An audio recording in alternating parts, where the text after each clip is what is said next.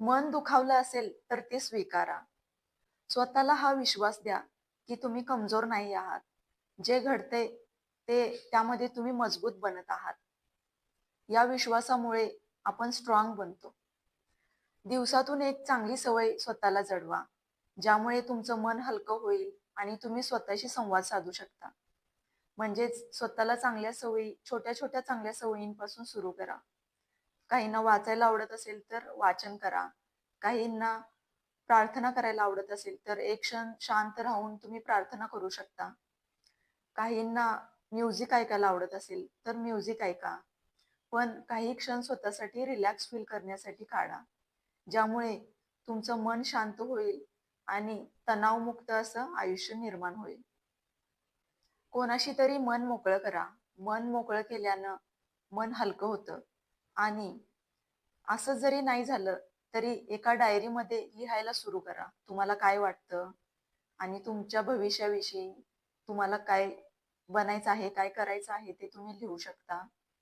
असं केल्यानं आपलं मन नेहमी फ्रेश राहतं. दुःख दाबलं तर वाढतं आणि शेअर केलं तर ते कमी होत असतं. म्हणूनच तुमचं दुःख किंवा तुमच्या भावना चांगल्या व्यक्तींजवळ व्यक्त करा. जे तुम्हाला रिस्पेक्ट करतात, तुमचं ऐकून घेतात आणि तुम्हाला सपोर्ट करतात अशांजवळ. नाहीतर मग डायरी हा उत्तम पर्याय आहे. तुम्हाला जर बोलायची सवय नसेल जास्त, स्वतःशीच तुम्ही जास्त बोलत असाल, तर मन मोकळं करण्याचं उत्तम साधन म्हणजे आपल्या जवळ असणारी डायरी. त्यामध्ये तुम्ही तुमचं मत, तुमचे विचार जे तुम्ही इतरांशी शेअर नाही करू शकत, ते त्यामध्ये तुम्ही लिहू शकता. यामुळे तुमचे विचारही जपले जातील आणि तुमचा आत्मविश्वासही वाढेल. छोट्या-छोट्या गोष्टींमध्ये आनंद शोधा. म्हणजे जर चहा घेत असाल, तर त्याचा गोडवा अनुभवा. सूर्यास्त बघत असाल, तर तो क्षण अनुभवा.